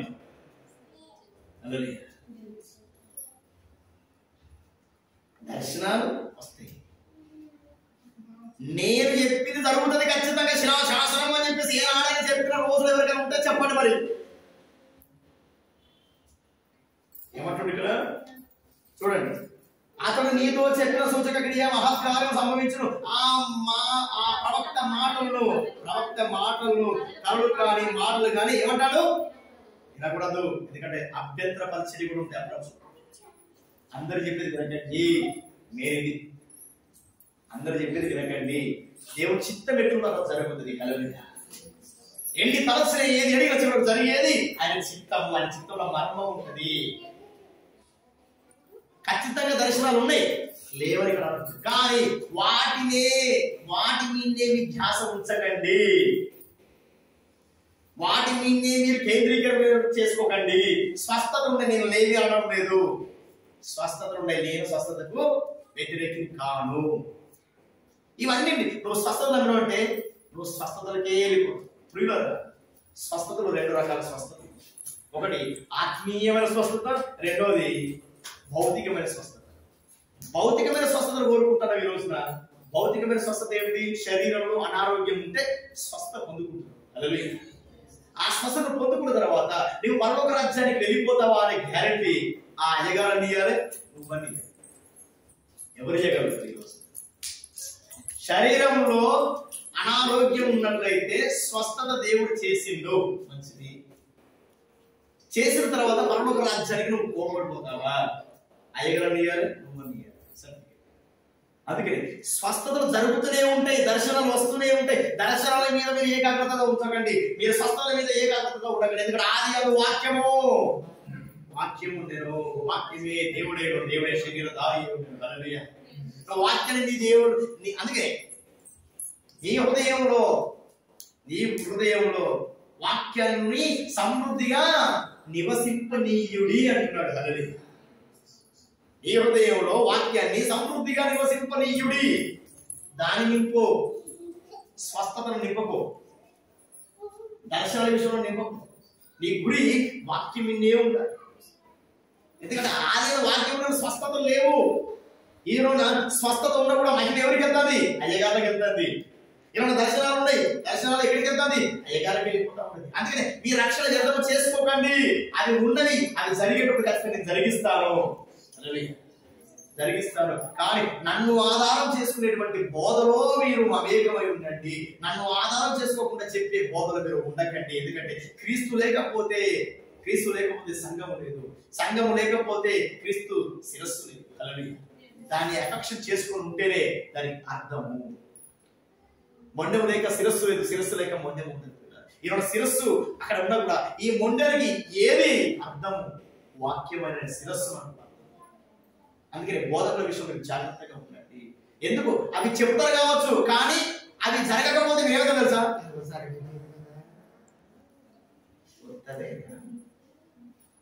దేవుడు ఎట్టిదే కదా అని చెప్పే అని చెప్పిండు. ఆయన ఇవ్వలేదు, ఆయన ఇవ్వాలి చెప్పిండు కావచ్చు. ఆయన ఎందుకు చెప్పిండట? ఎవరు కింద ఉన్నది. ఆయన ఎందుకు చెప్పిండట? అతను నీతో చెప్పిన సూచక క్రియ గాని మహత్కార్యంగా సంభవించడం ఆ ప్రవక్త మాటలు వారి మాటలు వినకూడదు. ఏదైనగా మీరు మీ దేవుడైన యెహోవాను మీ పూర్ణ హృదయముతోను మీ పూర్ణ ఆత్మతోను ప్రేమించుచున్నారో లేదో తెలుసుకున్నటకు మీ దేవుడైన యెహోవా మిమ్మును పరీక్షించుచున్నాడు. ఇప్పుడు క్లియర్ అయింది. అసలు మీరు ఎంత ప్రేమిస్తారో ఇప్పుడు అర్థమైందండి. దేవుని ప్రేమిస్తున్నోడు ఇవన్నీ నమ్ముతాడా? దేవుని ప్రేమిస్తున్నోడు పూర్ణ హృదయంతో పూర్ణ ఆత్మతో దేవుని ఆరాధించేవారు స్వస్థత అని ఎదుగుతారా? మెరాకిల్స్ కోసం ఎదురు చూస్తారా? మిమ్మల్ని పరీక్షించడానికి ఇలా జరిగింది. ఇంకా ఎవరు చేస్తారట? దేవుడే చేస్తాడట. అర్థమవుతుందా? ఇట్లా ఎవరు చేస్తారట? దేవుడే చేస్తాడట. అందుకే మరి దేవుడు ఎందుకు చేస్తాడు ఇక్కడ అంటే నీ ఆలోచన ఎట్టున్నది, నీ మైండ్ సెట్ ఎట్టున్నది. ఆ బోధకుల వల్ల నీ మైండ్ సెట్ బాగా అయిపోయిందా? మరి అలాంటి బోధకులు ఉంటారు. శిరస్సు అంటి పెట్టుకొని చేసే బోధనలో ఉంటున్నావా? అయితే దేవుని మీద ఆధారపడు, వాక్యం మీద ఆధారపడు. వాక్యమే నేను బ్రతికించుడు. వాక్యం ఏమన్నది? దీపమైనది. వాక్యం ఏమన్నది? వెలుగైనది. వాక్యం నేను నడిపిస్తుంది, నేను బ్రతికిస్తుంది, నీకు నెమ్మదిస్తుంది, నీకు బాధ వచ్చి విడుదల ఇస్తుంది. ఇది వాక్యం ఉన్నటువంటి ఆశీర్వాదం. ఇది బోధలో ఉన్నటువంటి మర్మం. హల్లెలూయా. అందుకే పిల్లలు జాగ్రత్తగా ఎలా ఉన్నారట? జాగ్రత్తగా బోధకుల విషయంలో ఉన్నారట. హల్లెలూయా. జాగ్రత్తగా. ఇక్కడ దేవుడు వారిని ఏమంటున్నాడంటే మీ మధ్యలోకి పంపిన నేనే మిమ్మల్ని రక్షించడానికి పంపాను అంటున్నాడు. హల్లెలూయా. వాక్యం దేవుడు ఏమంటున్నాడు సార్? యెహోవాకు ఏమంటున్నాడు? యెహోవాకు లోబడుడి అంటున్నాడు. యెహోవాకు లోబడుడి. మీరు మీ దేవుడైన యెహోవాకు లోబడికి. చూడండి 4వ వచనం. మీరు మీ దేవుడైన యెహోవాకు లోబడి ఆయనకే భయపడి ఆయన ఆజ్ఞలను అనుసరించి ఆయన మాట విని ఆయన సేవించి ఆయనను హత్తుకొని ఉండవలను. నీవు నడవలను. నీ దేవుడైన యెహోవా నీకు ఆజ్ఞాపించిన మార్గంలో నిన్ను తొలగించినట్లు ఐగుప్తు దేశంలో మిమ్మల్ని రప్పించి దాస్య గృహంలో నుండి మిమ్మల్ని విడిపించి నీ దేవుడైన యెహోవా మీద తిరుగుబాటు చేయడం మిమ్మల్ని ప్రేరేపించేది కనుక ఆ ప్రవక్త ఏమి ఆ కలలు కన్నవానికి మరణ శిక్ష విధింపవాలి. హల్లెలూయా. అందుకే నేను ఎక్కువ చెప్పాను. చూసారా? వస్తుంది, దాని మీద కాన్సన్ట్రేట్ చేయకండి. దీనికి లెక్క ఉన్నది అంటున్నాడు దేవుడు. దీనికి లెక్క ఉన్నాడు. ఏమంటాడు? మరణ శిక్ష వస్తుందట. ఏంటిది? మాటికి చెప్పకురా, మాటి మా నటు పంపించకుంటున్నాడు దేవుడు. దర్శనం వైపు నీకు పంపించమండి అని ఎటు పంపించాలంటాడు? దేవుని వైపు పంపించాలంటాడు. దేవుని పూర్ణ హృదయంతో ధ్యానించడం విషయం. ఇంటి కనుక మళ్ళించబో ఏమంటాడు? శిక్ష ఉన్నదట. అందుకే మాటి దర్శనం వచ్చింది. వినో అని అంటే అది వినకండి. ఒకసారి వస్తుంది అంతే చెప్పాలి. అంటే దాని దేవుడి చిత్రం మీద అంటే ఆ దర్శనం వచ్చిందంటే ఆ దర్శనం ప్రకారంగా నువ్వు నడుచుకునేది నీ ఆత్మీయ జీవితం బట్టి ఆధారపడి. అసాధ్యం సుసాధ్యం చేస్తాడు అవసరమైతే. మీకు వచ్చింది సార్, ఒక సహోదరికి చాలా ఆస్తి ఉంది, గర్భఫలం ఉంది. 15 సంవత్సరాల నుంచి గర్భఫలం కోటాను కోట్లకు సులతో ఉన్నటువంటి తాతల ముత్తతో తిన్నా తరిగిపోయి వస్తుంది. కొన్ని వేల కోట్లు. నాకు తెలిసి 150 కోట్లు అంటే అయ్యగారు వాళ్ళ సహవాసం నాకు 150 కోట్ల వరకు మన ఊళ్ళో కూడా ఎత్తున్నారు అయ్యగారు అనుకున్నారు.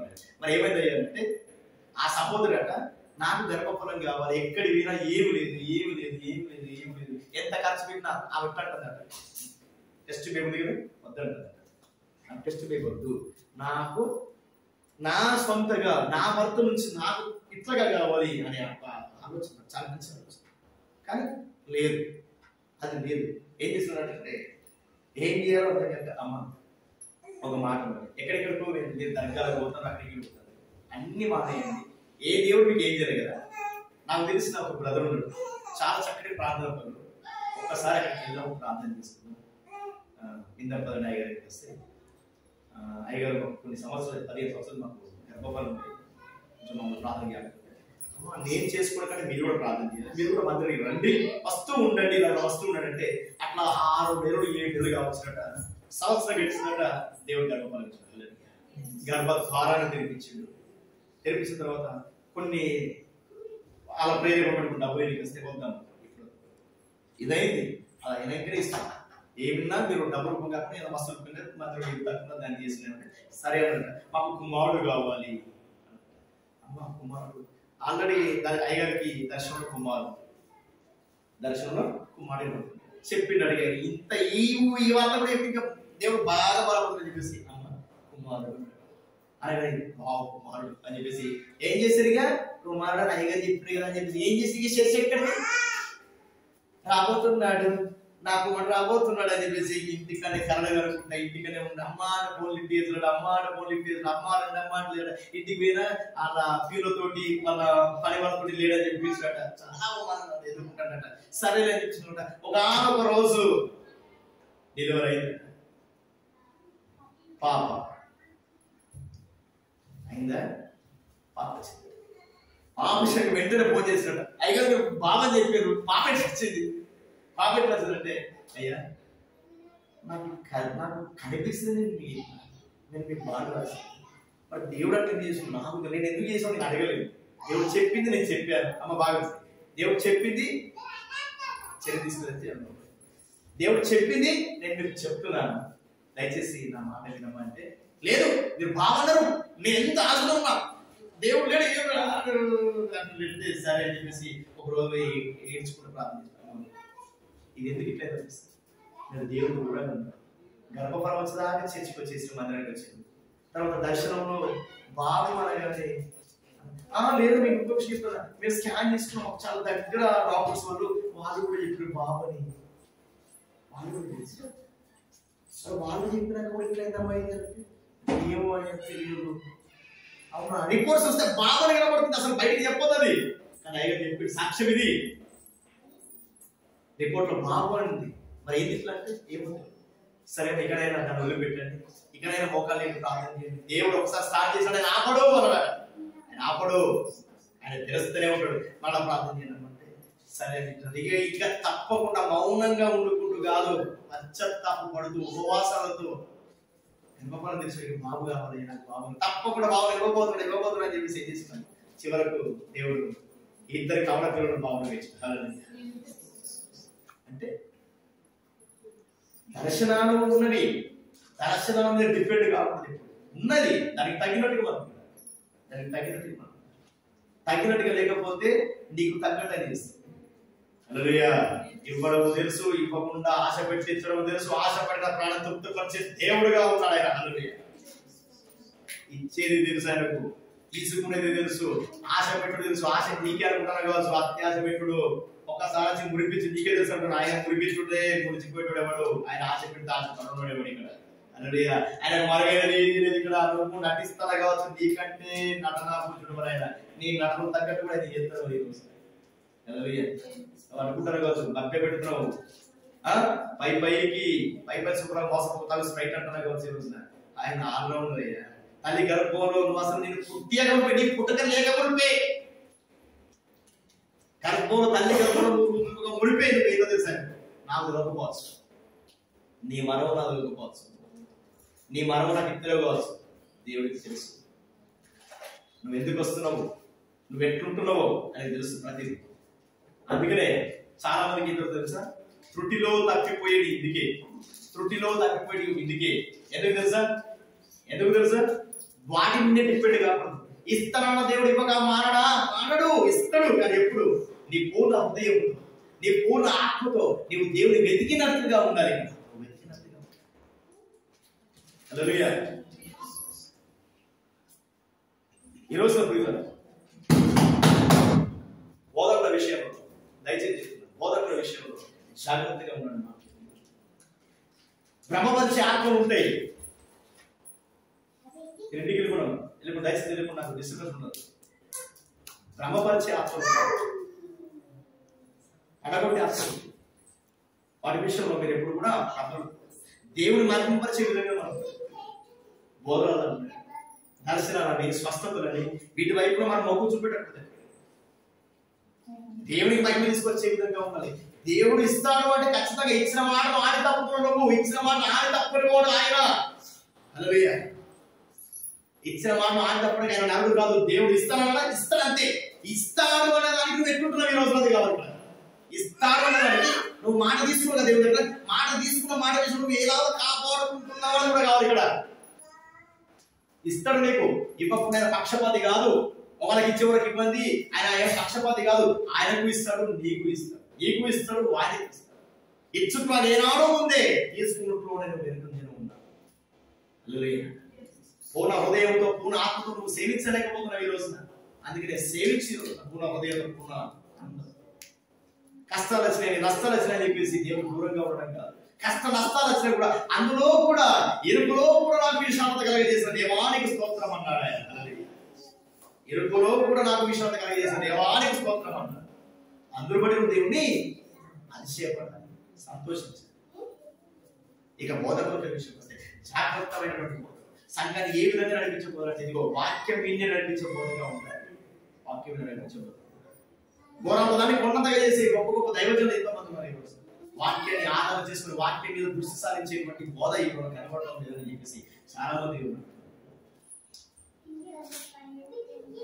మిరాకిల్స్ వేరు, అద్భుత కార్యాలు వేరు. మిరాకిల్స్ నీ వల్ల అయితే దేవుని మహిమపరచు, నీకు ఆ వరం ఇచ్చుడు, దేవుడు స్వస్థత వరం ఇచ్చుడు, దేవుని కనపరచు, దేవుని మహిమపరచు. ఆ మహిమను ఈరోజు నా దైవజనం తీసుకుంటున్నాను. ఆ మహిమ ఏదో తెలుసు, దేవుడి మహిమను దైవజనం తీసుకుంటున్నాను. చూడండి అపోస్తల కార్యములు, త్వరగా అపోస్తల కార్యములు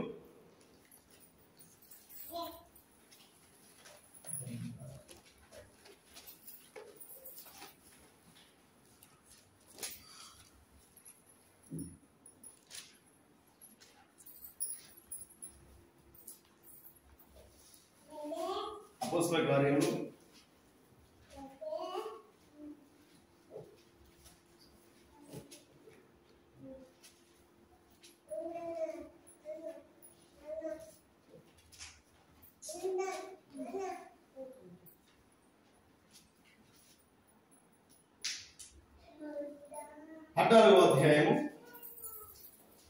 7వ వచనం. లూస్ట్రాలో బలహీన పాదములు గల ఒకడు ఉండెను. అతడు పుట్టినది మొదలుకొని కుంటివాడై ఎన్నడూనూ నడవలేక కూర్చుండి ఉండేవాడు. అతడు పౌలు మాటలాడని వినెను. పౌలు అతని వైపు తేరి చూసి స్వస్థత పొందుటకు అతని విశ్వాసం ఉండెను గాని గ్రహించి నీ పాదములు మోపి సరిగా నిలువమని బిగ్గరగా చెప్పినప్పుడు అతడు గంతులు వేసి నడవసాగాడు. హల్లెలూయా. ఏమంటున్నాను, లూస్ట్రా అనే ఒక ప్రదేశంలో బలహీనమైన పాదములు ఒకడు ఉండెను. అంటే బలహీనం అంటే చిన్నతనం నుంచి నడకలేని వాడట, బలహీనంగా ఉండి చచ్చిపోయిపోయినాడు, పక్షవాతం వచ్చినాడట. అలాంటి వాడట అక్కడ ఉన్నప్పుడు ఎన్నడూ నడవలేక కూర్చుండి ఉన్నాడు. అతడు పౌలు మాటలాడుట వినడు. అంటే పౌలు ప్రసంగం చేస్తా ఉంటే ఆ మాటలు వింటున్నాడట. పౌలు గారు ప్రసంగం చేస్తుంటే ఆ మాటలు వింటా ఉంటే ఈయన అన్నాడట ఏమని, అతడు పౌలు మాట్లాడేటప్పుడు పౌలు అతని వైపు తేరి చూసి స్వస్థత పొందుటకు అతని విశ్వాసం ఉందని గ్రహించి నీ పాదములు మోపి సరిగ్గా నడవమని దగ్గరగా చెప్పినప్పుడు అతడు గంతులు వేసి నడవసాగాను. ఏమంటారు, అతని వైపు దయచేసి ఏమంటారు తెలుసా ఈ రోజున? నా వైపున చూడు, నా వైపున చూస్తూ ఉన్నట్ట మాట్లాడు. పౌలు గారు మాట్లాడినప్పుడు, పౌలు గారు ప్రసంగం చేసినప్పుడు ఆ బలహీనంగా ఉన్నటువంటి వ్యక్తిని చూసి, ఏమయ్యా నువ్వు స్వస్థతను పొందుకుంటావంటే ఆ పొందుకుంటా అంటే రెండు లేచి ఉన్నాడు. నా వాక్యం ఏంటంటే ఆయన విశ్వాసం పాల్గొంటాడు. అంటే దేవుడు నాతో మాట్లాడుతున్నాడు, దేవుడు నాతో మాట్లాడాలి ఆ ఫేస్ ఫీలింగ్ గమనిస్తాడట. ఎవరు? అపోస్తలుడైన పౌలు గారు. అంటే ఆయన ఆసక్తి బాగుంది వాక్యం అని ఆలోచిస్తాడు. ఈ విశ్వాసం ఉంది కాబట్టి పోయి అడిగిందట, ఏమయ్యా నువ్వు నడవాలనుకుంటున్నావు? అవును నేను నడవాలనుకుంటున్నా. ఎస్ నువ్వు నడివిగా అనగానే ఆయన నడిచి, ఎన్నడూ నడకలేని వాడు, చిన్నతనం నుంచి నడకలేని వాడట. ఆ నడకను సాగించడం మొదలుపెట్టిన తర్వాత ఇక అక్కడ ఉన్న వాళ్ళు అందరూ అంటున్నారట, ఏమని చూడమ్మా, జన సమూహములు పౌలు చేసిన దాన్ని చూసి లుకాయోనియ భాష కేకలు వేసి హెర్మే అని పేరు పెట్టింది. ఇక వాళ్ళ అద్భుతము చూసిన తర్వాత, అయ్యా వాళ్ళ భాషను అంటున్నాడ, మనిషి రూపంలో వచ్చినటువంటి దేవుడు మాకు కనబడతా ఉన్నారు. పౌలు చేసింది ఇది, పౌలు చేసింది ఇది, పౌలు చేసిండు అని ఎవరంటారు? ఆ చూసిన వాళ్ళందరూ ఏమంటారమ్మా? పౌలు చేసిందని చెప్పేసి అంటా ఉంటారు. పౌలు చేసిందని చెప్పేసి ఆ మాట అంటా ఉంటారంటే దీన్ని బట్టి పౌలు ఏమన్నా చూసా, అయ్యో అని చెప్పేసి నన్నంటారు ఏంటని చెప్పేసి, రండి వెళ్ళండి, దండలు పట్టుకురండి, బండ్లు పట్టుకురండి, వీళ్ళని ఊరేగిద్దాం, వీళ్ళు మనుషుల రూపంలో వచ్చినటువంటి దేవుడుగా ఉన్నారు, వీళ్ళు చేసిన దానికి వీళ్ళను గౌరవిద్దాం, సన్మానం చేద్దాం, సత్కరిద్దాం అని చెప్పేసి బండ్లు తీసుకురండి, దండలు తీసుకురండి అంటే అక్కడ ఉన్నటువంటి అపోస్తలుడైన పౌలు గారు బర్నబా ఏం తెలుసా, బట్టలు చెప్పుకుంటారు. అయ్యా ఇది మేము చేయలేదు, దీనికి మహిమ మాకద్దు, ఇది దేవుడికి రావాలి మహిమ అంటున్నారు. మహిమ మాది, మేము అట్టులమయ్యా, మేము మనుషులం, సేమ్ మీలాగా ఉన్నటువంటి మనుషులం మేము, మాకెందుకు ఇది? దేవుడు చేసింది, నేను చేయలేదు, దేవుడు చేసింది, దేవుడి చిత్తము, దేవుడి కార్యం ఇది అని అపోస్తలుడైన పౌలు గారు ఏం చేస్తారమ్మా? బట్టలు చెప్పుకుంటారు. చదవమ్మా. జనసమూహము పౌలు చేసిన దానిని చూచి లుకాయోనియ భాషలో దేవతలు మనిషి రూపము దాల్చి మన యొద్దకు దిగి వచ్చి ఉన్నారని కేకలు వేసి, బర్నబాకు ద్విపది అనియో, పౌలు ముఖ్య ప్రసంగి అనియో, హెర్మే అనియో పేరు పెట్టింది. పట్టణంలో దూరముగా ఉన్నటువంటి ద్విపది యొక్క పూజారి ఎడ్లను పూలదండలు ద్వారంలో ఎదురు తీసుకుని వచ్చి సమూహముతో కలిసి బలి అర్పింపవలసి ఉండగా అపోస్తలుడైన బర్నబాయు పౌలు ఈ సంగతి విని తమ వస్త్రములు ఏం చేశాడ? చించుకొని సమూహంలోనికి చొరబడి, అయ్యలారా మీరెందుకు ఇలాగ చేస్తున్నారు? మేము కూడా మీ స్వభావం వంటి స్వభావం గల నరులమే. మీరు ఈ వ్యర్థమైన వాటిని విడిచిపెట్టి ఆకాశమును, భూమిని, సముద్రమును, వాటి నుండి సమస్తమును సృజించిన జీవం గల దేవుడి వైపు తిరగవాలని మీరు స్వాత ప్రకటించుచున్నాము అన్నది. ఏంటయ్యా మీరు చేసేది? మాకింతటి మహిమ తీసుకొస్తారు, మాకింతటి పేరు పక్కన మాకెందుకు? ఈ మహిమంతా దేవుడికి దక్కాలి, మాకు దక్కదు అని చెప్పేసి మాటలు చెప్పాడు. కానీ మనల్ని ఏం చెప్తారు ఇక్కడ? నేనే దయ్యం నిలబెట్టిన, అదే కర్మపురం లేదు, నేను చెప్తే వచ్చింది, నేను మోకాలు ఎత్తే అట్లా అయినా. ఇలా కొడుకు వస్తారు, కొడుకు చిచ్చి నా ప్రార్థన నేను ఇట్లా అనగానే అయింది కాదా? లేదా లేరా? ఎక్కడ పెట్టి వాళ్ళు? నేను ప్రార్థన చేసిన గర్భఫలం వచ్చింది తెలుసా? నేను జామపడ ప్రార్థన చేసిన, జామపడ తిన 2 ఫిట్స్ వచ్చినాయి. ఎక్కడ పోను? పెళ్లి కూడా లేకుండా పోవు, నేను ప్రార్థన చేసిన పెళ్లి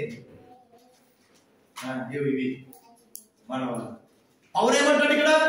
అయ్యా బట్టలు డైరెక్ట్ ఏమి బట్టలు చెప్పుకుంటాడు చెప్పింటాడు. చిచి మాకెందుకయ్యా ఇంతది, అది అంతా చిచి దేవుడు చేసింది కార్యం, దేవుడు చేసిన దేవుడికి మహిమ ఇవ్వాలి అని, దేవుడి మహిమ ఇవ్వాలి, దేవుడికే మహిమ ఇవ్వాలి అని ఆయన ఆ విధంగా అంటే మన దగ్గర కాలం పడలేదు.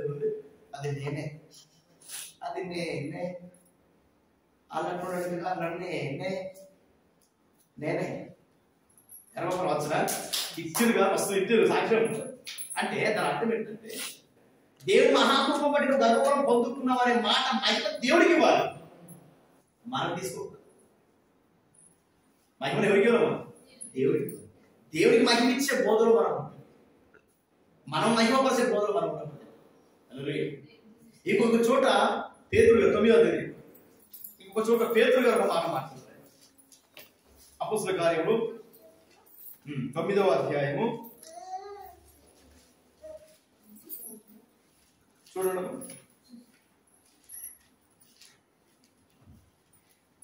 32. ఆ తర్వాత పేతురు సకల ప్రదేశములలో సంచారం చేయుచు లుద్దలో కాపురం ఉన్న పరిశుద్ధుల యుద్ధకు వచ్చెను. అక్కడ పక్షవాయు కలిగి 8 ఏళ్ల నుండి మంచము పట్టి ఉండిన ఐనయ్య అని ఒక మనిషిని చూసి పేతురు ఐనయ్య యేసుక్రీస్తుని చూసి నీవు లేచి నీ పరువు నీవే పరచుకోమని అతనితో చెప్పాడు. హల్లెలూయా. వినండి. అక్కడ పేతురు ఒక మాట మాట్లాడుతాడు. లుద్దలో కాపురం ఉన్న పరిశుద్ధుల యుద్ధకు వచ్చెను. అక్కడ పక్షవాయువు గల 8 ఏళ్ల నుండి మంచము పట్టి ఉండిన ఐనయ్య అని ఒక మనుషుని చూసి పేతురు అంటున్నాడు, ఐనయ్య యేసుక్రీస్తు నిన్ను స్వస్థపరచుచున్నాడు, నీవు లేచి నీ పరుపును నీవే పరచుకోమని అతనితో చెప్పగా వెంటనే అతను లేచి లుద్దలో ఉన్న శాలంలో కాపురంలో ఉన్న వాళ్ళందరూ అతను చూసి ప్రభు తట్టు తిరిగి 8 సంవత్సరాల చదివిన పక్షవాతం ఆయన పేరు ఐనయ్య. ఏ పేరు? ఐనయ్య. ఆయన దగ్గరికి వచ్చి పేదరు ఏమన్నా తెలుసా? యేసుక్రీస్తు నిన్ను స్వస్థపరచబోతున్నాడు అన్నాడు. ఆయన యేసుక్రీస్తు స్వస్థపరచబోతున్నాడు. Hallelujah. In the name of Jesus అని నువ్వు లే అని ఏం చేసిండు? నీ తట్టపుట్ట తామర పట్టుకుని ఉరుకన్నాడు. హల్లెలూయా. అంటే ఆయన అక్కడ అన్న మాట ఏంటిది? యేసుక్రీస్తు నేను స్వస్థపరుస్తున్నాడు తప్ప నేను కాదు అంటున్నాడు ఆయన. హల్లెలూయా. నాకు ఎవరికి ఇస్తాడు? యేసు ప్రభువు వారికి ఏమిటాడు? ఆయన మహిమిస్తాడు. యేసు ప్రభువు వారికి మహిమిస్తాడు. యేసుక్రీస్తు నిన్ను స్వస్థపరుస్తున్నాడు అంటున్నాడు కానీ లే నేను ప్రార్థన చేసి నువ్వు స్వస్థపడుతున్నావు అని అన్నాడా? అంటే ఆది అపోస్తలుల బోధలో కూడా దేవుని మహిమపరిచాడు. ఆది కాలంలో కూడా దేవుని మహిమపరిచాడు. ఇది కలికాలం కాబట్టి పాస్టర్లు మహిమపరచబడుతున్నారు. ఆది కాలంలో అపోస్తలులు దేవుని మహిమపరిచారు. ఈ కలియుగంలో, ఈ కలికాలంలో, ఈ ఆనకాలంలో ఏం చెప్తారు? అయ్యగారు మహిమపరుచుకుంటున్నారు. అయ్యగారికి దండం పెట్టుకొని అయ్యగారు ఒక దండం పెట్టుకుంటారు, చేసుకుంటున్నారు. అది నేనే వాళ్ళందరూ చేసి. అందుకనే అటు పోతే అటు, ఇటు పోతే ఇటు అవుతారు వాళ్ళందరూ. మళ్ళా వీటిని పుణ్యక్షేత్రాలు చెప్తారు. తలని లాలించుకోవడాలు, బట్టలు ఆనే సత్తుడాలు, అక్కడ మందరాలు ఇవి తాళ్ళాడాలు రేపు కట్టించి ఏ చెట్టు ఉంటే ఆ చెట్టు, జూగి చెట్టుకు, బీ చెట్టుకు, మరి చెట్టు కట్టించు. ఇప్పుడు అంటే బట్టలు ఇంత అడేసేస్తారు, గుండు కొట్టుకుంటారు సగం మెదకులు మరొక కొండ కంటే వేసి అరణీలాలు ఏమైపోతారు. మెదక్ ఏది పోతారా? అరణీలాలు నేను నీలాలు పొలాలు అనిపించింది నాకైతే పేరాలు. మెదకు పోయాట ప్రార్థన చేసినారంటే తరణీలాలు ఇచ్చినాడు పోతాడు. పుట్టెంటికలు అంటే అక్కడ చేస్తారంట. ఏడపోతే అలవాటు, ఏ రంగ పోయిన అలవాట, కొడగట్ట పోయిన అలవాట, ఏనాడు పోయిన అలవాట, 10 వచ్చిన అలవాట. ఈ అలవాటు పోతే ఇంట్లో పోయేది అలవాటు పోతుంది. 3 నిద్రలు అంట. నిద్రలు కూడా మొదలెట్టారు. నిద్రలు, వారాలు, వజ్రాలు, ఉత్సవాలు, ఇవన్నీ ఇంకా వీటితో పాటు ప్రవీణ చేసే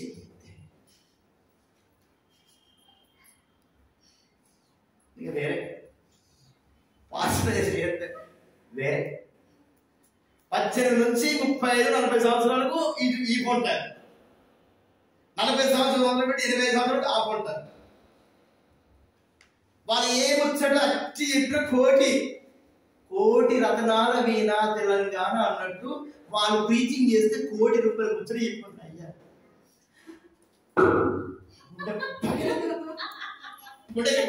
అయ్యా మాట్లాడి కూడా జరిగింది. ఇక పోతుంటే ఖర్చుకో అయ్యా అయ్యో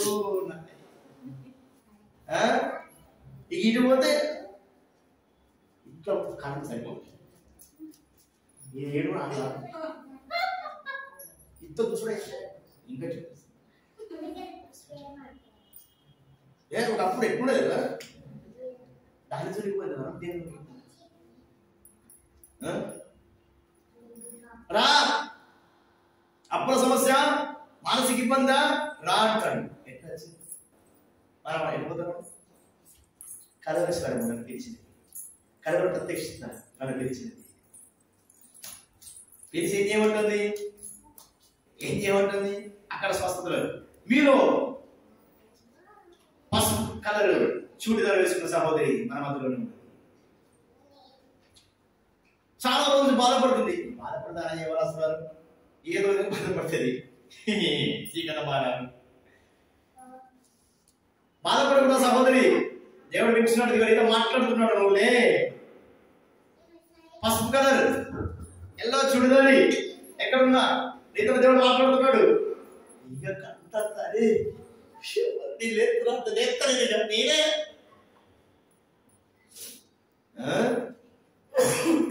ఇదా ఆ సహోదరి మన మాన మనసు ఉందా? ఉండదు. ఆ సహోదరికి రక్షణ ఉండదా? ఉండదు. ఎవరో రమ్మంటే వచ్చిన ఆమె చూడిదారైంది, పసుపు చూడిదారి. ఈ ఆమె వరకు ఇక్కడ నడుపుతుంది కదా. ఇదని చెప్పుకున్నది. ఇట్లాంటి వాళ్ళు ఉన్నది. మత్తయి సువార్త 7వ అధ్యాయం 21వ వచనంలో మాట్లాడుతున్నాడు దేవుడు స్పష్టంగా.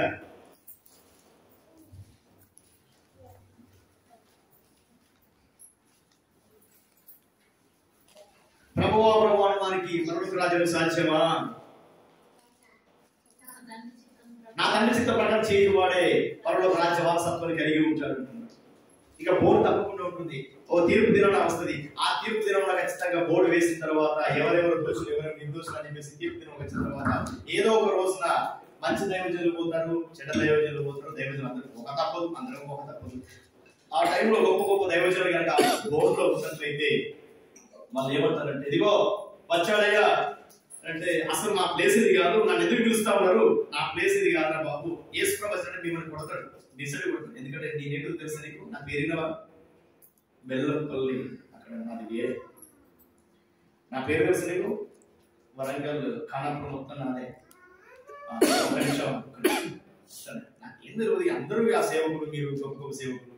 నేను ఏమంటే చెప్పండి, వాళ్ళు సేవకుని ఏం మాట్లాడదని చెప్పి లేఖనం చెప్తుంది కదా, మీకు కూడా సైలెంట్గా ఉంటాను. ఏమన్నా సైలెంట్ వేసుకోవచ్చు. అయ్యా వీని చుచి ముఖం కుంభీ పోకలు వేయండి. అయితే నేను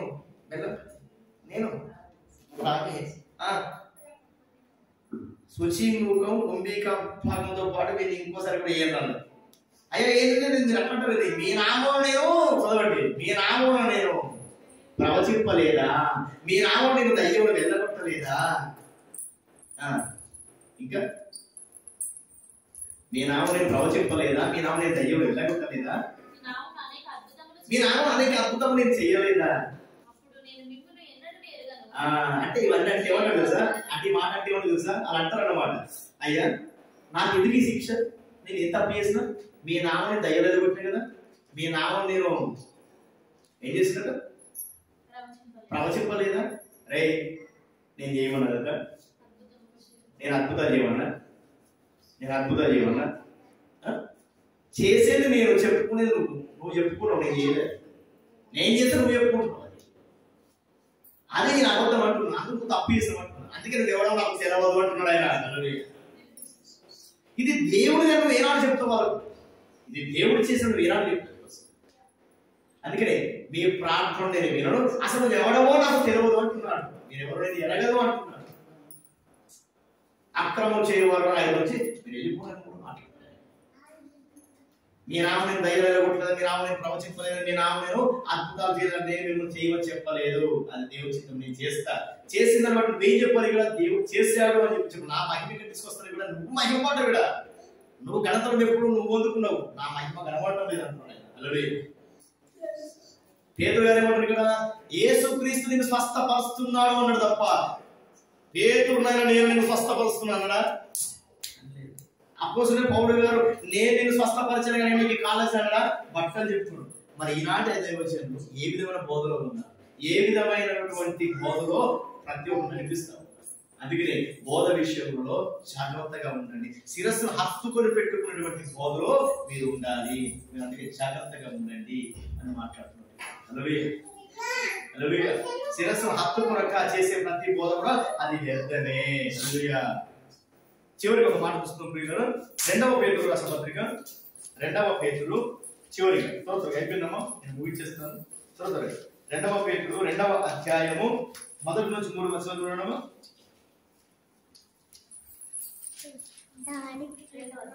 2వ అధ్యాయము 1 నుంచి 3 వచనాలు. మరియు అబద్ధ ప్రవక్తలు ప్రజలలో ఉండిరి, అటువలనే మీలోను అబద్ధ బోధకులుందురు. మీరు తమ్మును కొనిన ప్రభువును కూడా విసర్జించుచు తమకు తామే శీఘ్రముగా నాశనము కలుగజేసుకొనుచు నాశనకరముకు భిన్నాభిప్రాయములను రహస్యంగా బోధిస్తురు. మరియు అనేకులు వారి కోపించు చేష్టలను అనుసరించినట్టు వీరిని బట్టి సత్యమార్గము దూషింపబడను. వారు అధిక లోకులై కల్పన వాక్యములను చెప్పుచు మీ వలన లాభము సంపాదించుకొందురు. వారికి పూర్వము నుండి విధింపబడిన తీర్పు ఆలస్యము చేయదు. వారి నాశనము కురికి నిద్రపోదు. హల్లెలూయా. ఏమంటున్నామా?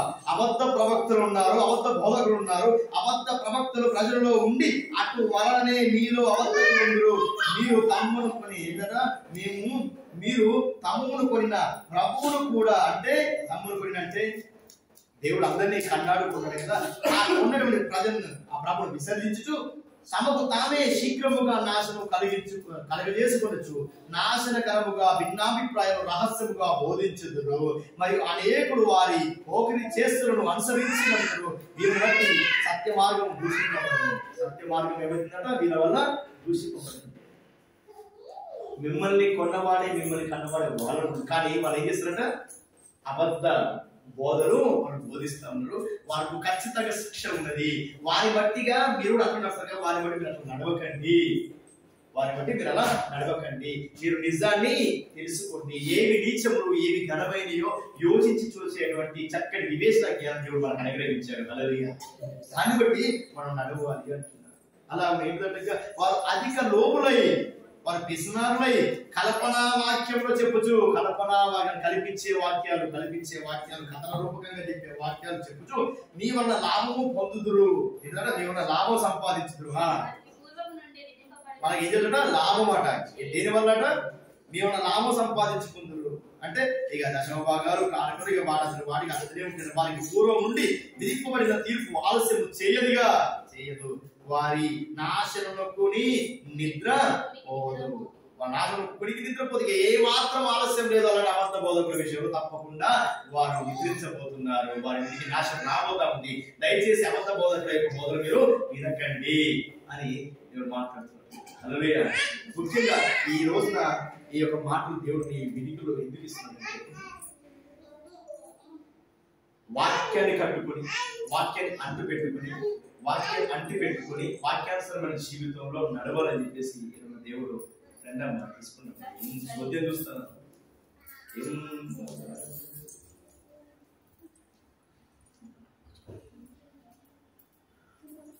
వాక్యాన్ని అంటి పెట్టుకున్నారు కూడా. వాక్యాన్ని సమృద్ధిగా హృదయంలో ఉంచుకొని నడవడం అనే విషయం మీరు అలవాటు చేసుకోండి అని దేవుడు నీతో నాకు మాట్లాడుతున్నారు. ఏ బోధనైనా మీరు వింటారు. యూట్యూబ్ లో బోధన వింటున్నారు. ఆ యూట్యూబ్ లో బోధన కూడా ఏదో చిన్న లైన్ విషయంగా వస్తుంది తప్పించి గూఢమైన మర్మతో వచ్చే బోధనకి, శిరస్సును హత్తుకుని వచ్చే బోధన. అందుకనే ఆ బోధనకు మీరు దూరంగా ఉండండి. సంఘ క్రమంలో సంఘ ఉపదేశాన్ని, సంఘ క్రమాన్ని మీరు ఆశీర్వదకరంగా మీరు వినండి అని చెప్పేసి మీరు మాట్లాడుతున్నారు. ఈ కొన్ని మాటలు నేను అభివృద్ధి దీవించి పలుకుని దయచేసి ఆమేన్.